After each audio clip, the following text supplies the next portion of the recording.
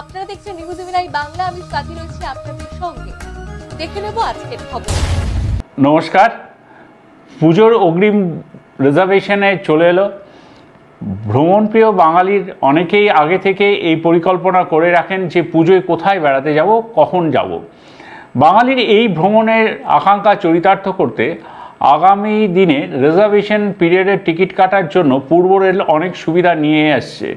আসন্ন পুজোর সময় প্রত্যাশিত অতিরিক্ত ভিড়ের কারণে 16 জুন থেকে 14 জুলাইয়ের মধ্যবর্তী সময় সমস্ত রবিবার অর্থাৎ 16 তারিখ, 23 তারিখ, 30 জুন এবং 7 এবং 14 জুলাই শিয়ালদা ও হাওড়া ডিভিশনের রিজার্ভেশন অফিস সকালের শিফটে খোলা থাকবে, যাতে সাধারণ মানুষ তাদের প্রয়োজনীয় টিকিট আগাম বুক করে রাখতে পারেন পুজোয় বেড়াতে যাওয়ার জন্য। হাওড়া ডিভিশনের সমস্ত রিজার্ভেশন অফিস এই রবিবারগুলি সকালের শিফটে খোলা থাকবে।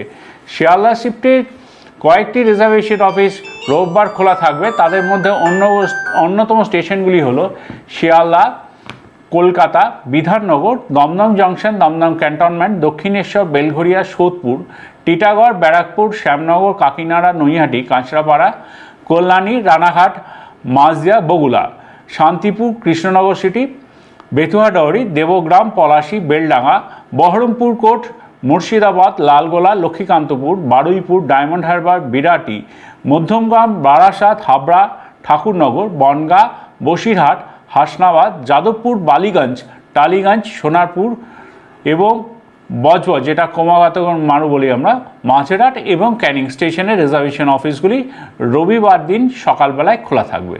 ধন্যবাদ। आप देख रहे हैं न्यूज UNI।